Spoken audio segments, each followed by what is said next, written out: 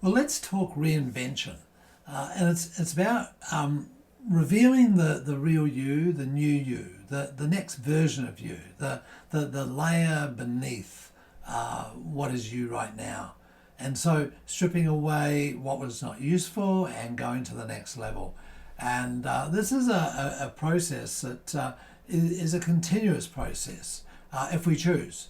And many people can pull back from this. Many people don't like to go into anything new and anything different, and so life gets like that. It gets pretty beige and pretty same and not different. So we always have this choice. And when it comes to our practices, it's no different. We have this opportunity here to constantly reinvent ourselves, and those who do find a stimulus in that.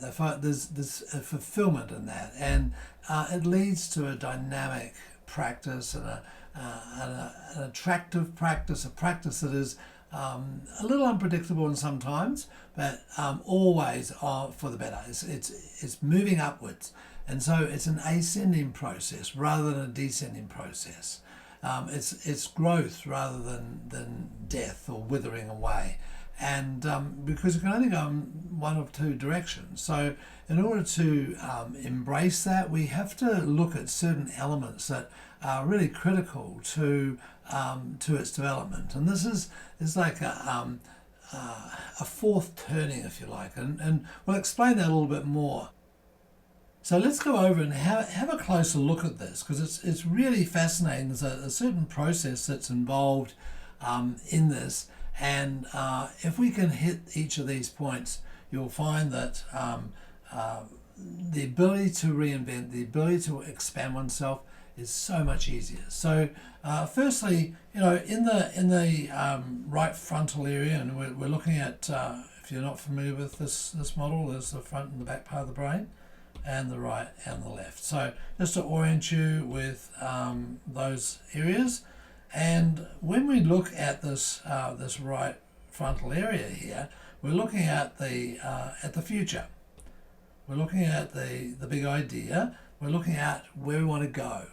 And so this area here is filled with searching through all the different options that are available in one's life and in one's environment, and it is full of ideas. So these ideas then manifest in the way of possibilities. So if we can be aware of the possibilities around us, that allows us to invent.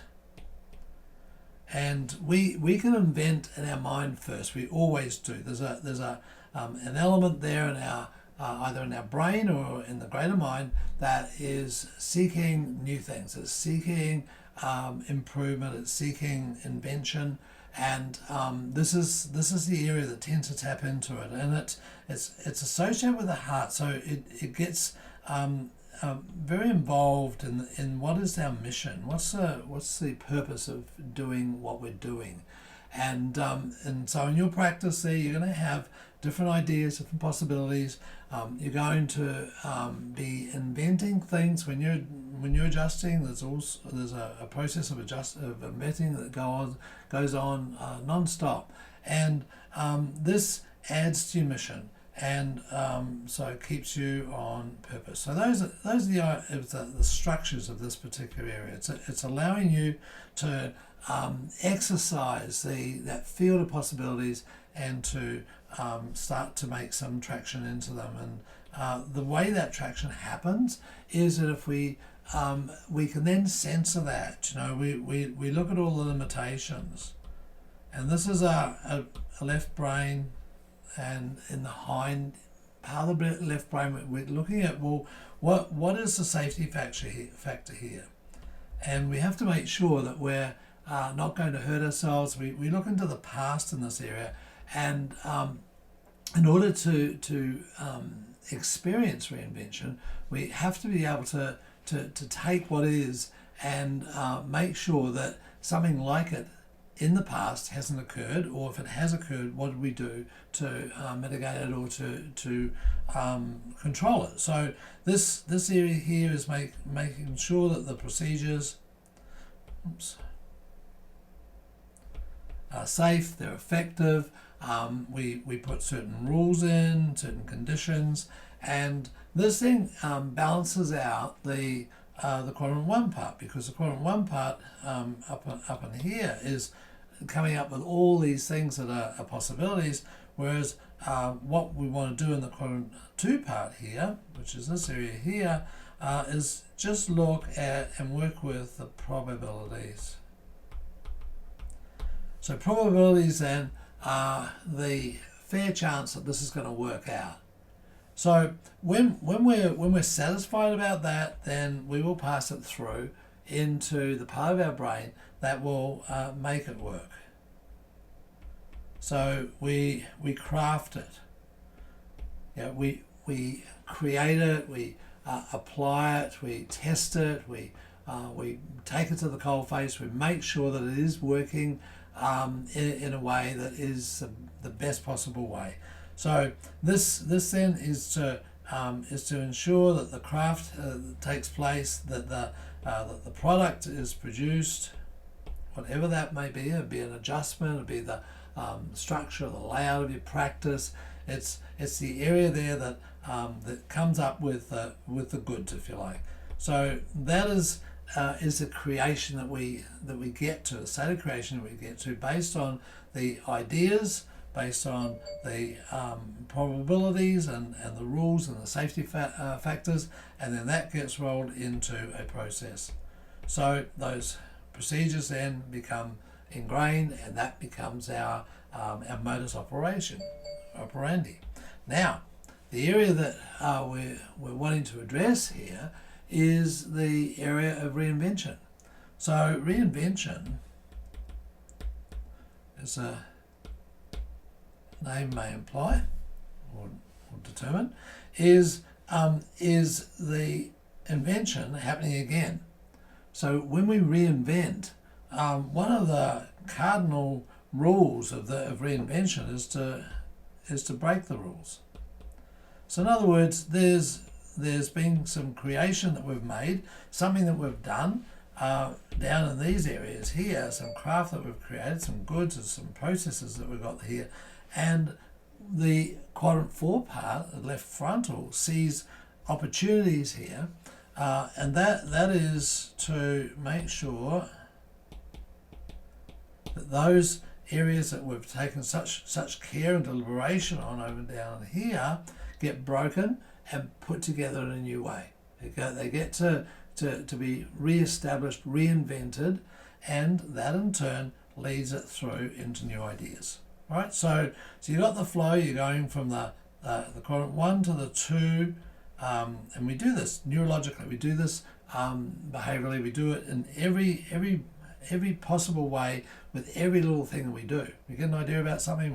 We then look at the of it and what it is, and then we can move it across into something that's operational, and then we can fire it up into an area where we can make it better, bigger, stronger, whatever the case may be. So that then obviously feeds back into the ideas.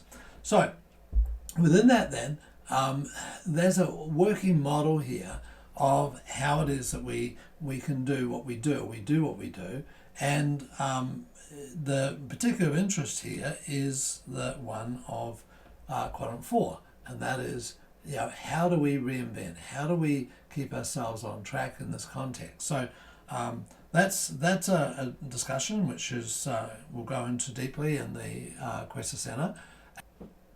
So having established the flow of this, that we go from this bigger picture to the infinite little detail, and then we get into practicality, and then we can reinvent it. We want to look at the reinvention component and have a look at what it is that allows that new you to come through. Now let's dive into the key elements of this quadrant 4 part that have obviously 4 quadrants. So we have 4 quadrants associated with this. Within this, if we look at general names on this, and this is where we start to think in terms of leverage. We start to think in terms of, okay, how can we get more done with less. So leverage is the number one component of this in the quadrant one, and we look at who's the who that would bring about this process for us, and whose energy, whose intelligence, whose ideas and so forth can we take on board to create a new you, a new practice, a new version. And so that leads into an area called governance. Okay, so with governance then, we're looking at how can we organise it and control it? How can we keep what it is that what we're in the process of reinventing? How can we keep it on track? How can we allow it to manifest in the way that we want it to? This then leads us into an area of the people around us, and one of the key areas of this one is empowerment.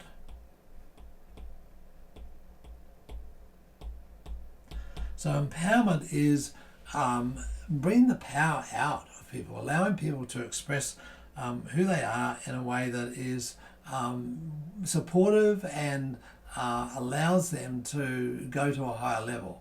And so obviously with the leverage that we've created by choosing certain people who are going to be doing what we could do, and this is a very tricky part for chiropractors, is that chiropractors like to be hands-on. They like to do what they can do really well, and this is where it's about saying, okay, who could do this particular job, and it could be adjusting just like you do, and but what is the criteria for this? What are the expectations? And one of the challenging parts of this is that you have to be okay for someone to do it lousy, or for someone to do at least say 80%. When you might be able to do it 100%. So this is where empowerment comes in. It's about supporting people, challenging people, allowing people to go to that next level. So and that next level for them maybe not nearly as big or as great as the next level for you. However, this is an incredibly important part of reinvention, because if we don't allow this to occur, if we don't allow it to have version 1, version 2, version 3 of a thing or a person or a process or an article or an adjusting technique, then we're going to be constantly stuck with ourselves having to do everything, and that's what gets chiros really grumpy over time. So the last effect of this is in our legacy. Right, so legacy is the end result of what we've been doing here, and when we make a decision at a legacy level, that then gets the quadrant 1 part all fired up again, and that's what fires back over into looking at new ideas to support that, new ways that we can create it. And so from doing little things and to maybe leaving a legacy with amazing results that one person gets as a result of the leverage that you've had, not necessarily the direct contact you may even have had with that. So in other words, you start to create the feedback that nurtures you by the results that you've been able to support others in getting, and that in itself is a massive component of legacy. So legacy then goes on way after you've been here.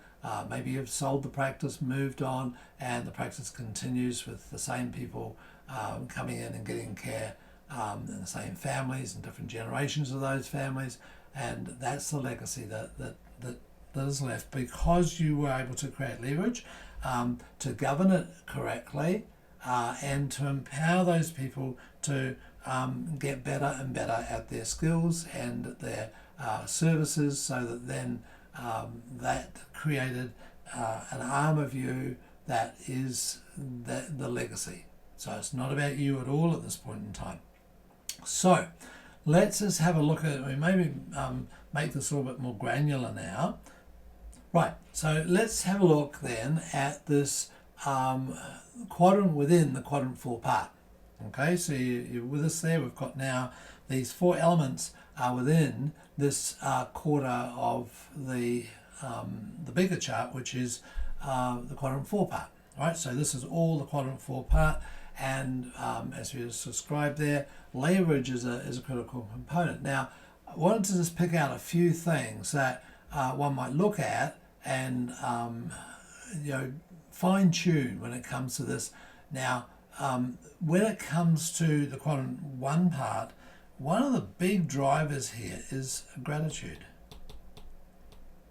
And I would suggest that habit of gratitude is what allows us to appreciate our journey. It's what allows us to be in awe of nature, be curious about every single person that we're working with, to see the best in this creation.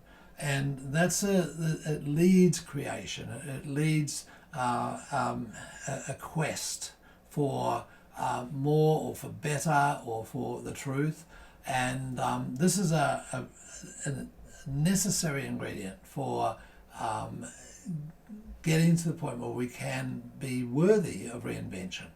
So being grateful, and as I mentioned before, it is associated with the heart, and it does build into and show as our purpose and our mission, and the various aspects of the cascade that comes from that.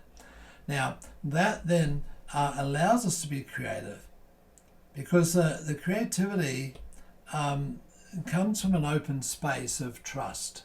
So if we're willing to open ourselves up, open our heart up, and immerse ourselves in creativity, we start to notice things coming into our realm of existence. And so, it could be going into the void and not knowing, and that not knowing is then allowing us to create a state of awareness, and that state of awareness then starts to bring in opportunities that show themselves and possibilities that manifest, and that's the job of this quadrant 1 part. So we can then be adaptive to change.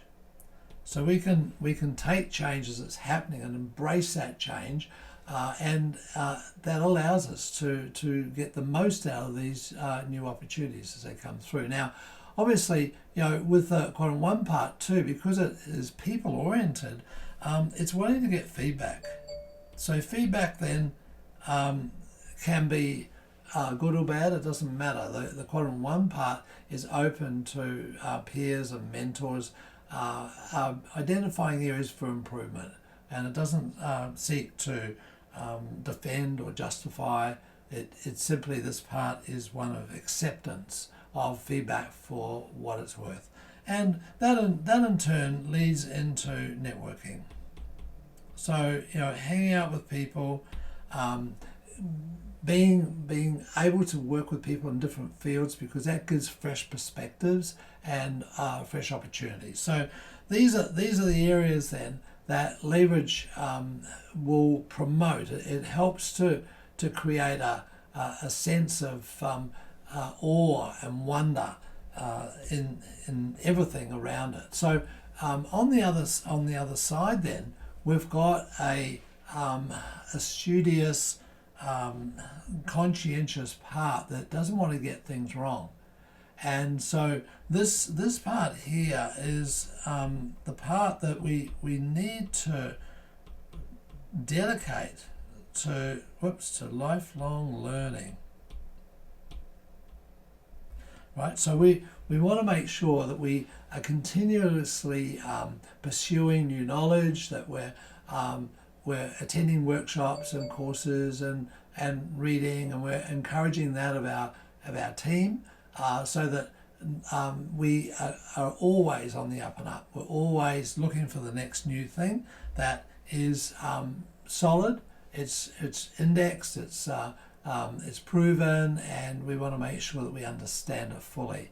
Now, that involves reading and being widely read too. So having a good background in things that across different genres, and there's diverse insights that come from this. So along with that, though, because it is taxing on the brain, on the left brain here, there's a lot of cerebral work that takes place here. That reflection is something that is quite useful, and maybe on a daily basis too, to just reflect on experiences and understand one's evolution, understand the path that's been taken, because often this part down here can be quite negative, and that's its job.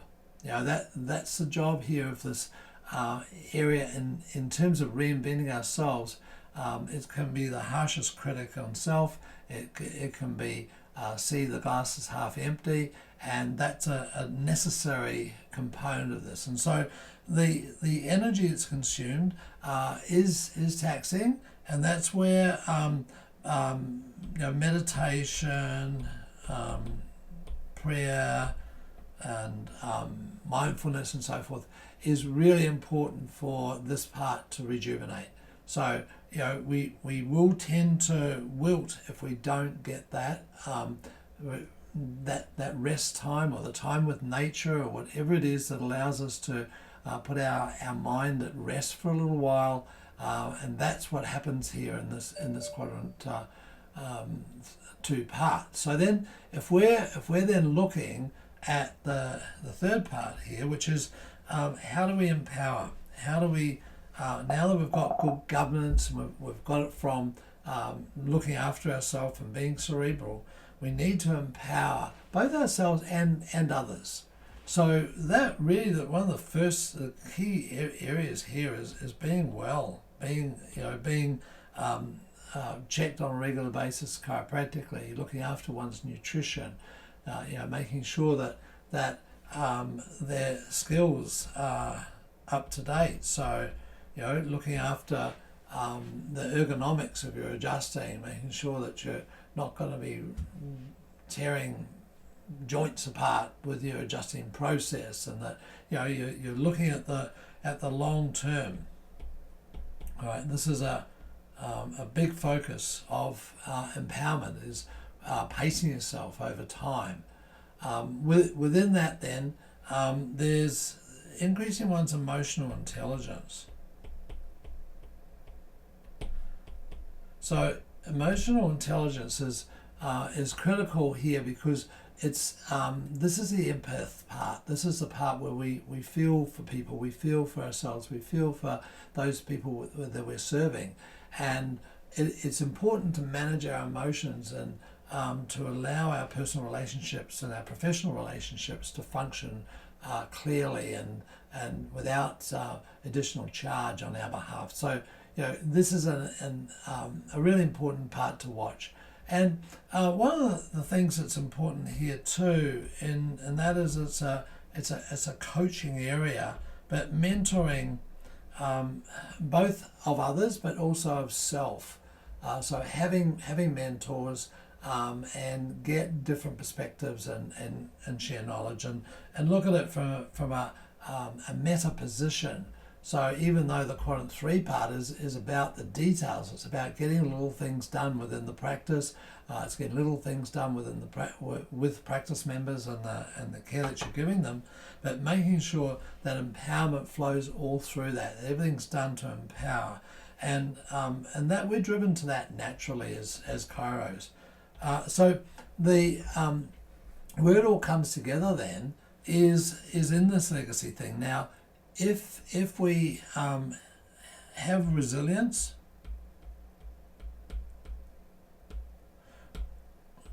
we're willing to do the big things.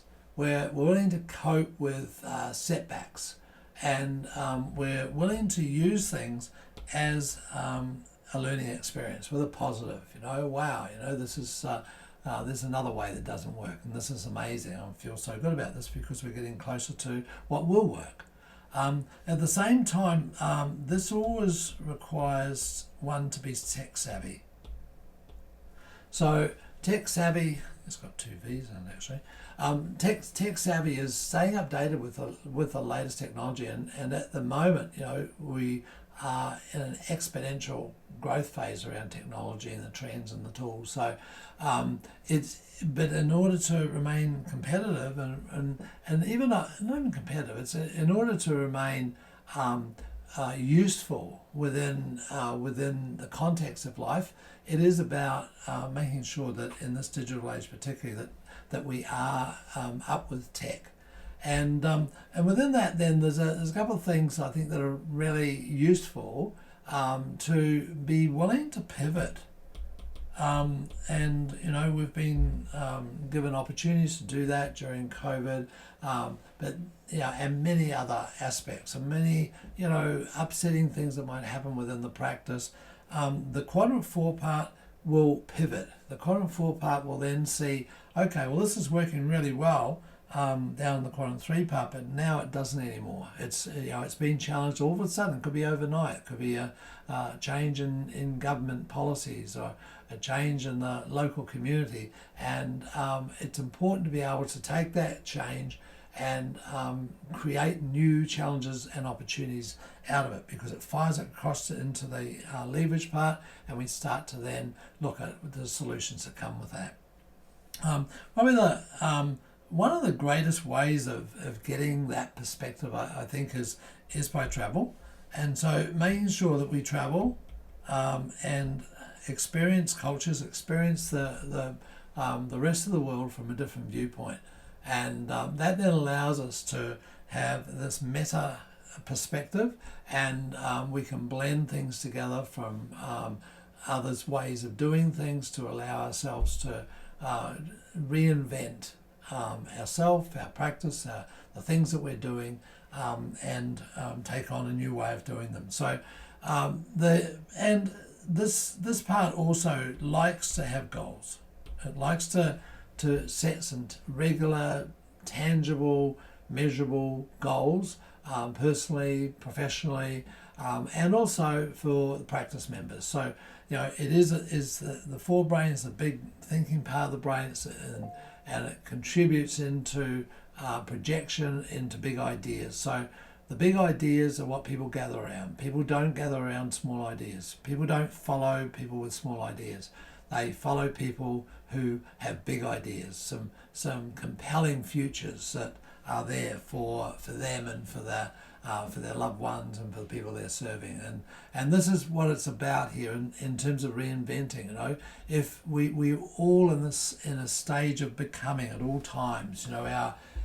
Our life is one of becoming the next step. That's growth. That is the ascension process. It's a growth process, and it allows us to constantly be looking at the things that are going to be providing for us in the future, for ourselves, our practice, our family, our community, our world. The bigger the viewpoint, the more impact we have, the more contribution we can make. So this is reinvention. It is a normal part of every person's neurology. Many of us have to work on this one because society generally tends to squash it down, and particularly in our earlier years, in our schooling years. And so the ability to reinvent things is against society to some degree, because society likes to have everything set in stone. This is not. This sees everything as being set in jelly and gives us an opportunity to grow and to manifest at much higher levels. If you would like to have a check sheet that takes you through the steps that we use with our clients in Quest Coaching, just click the button down below and we'll make sure you get it.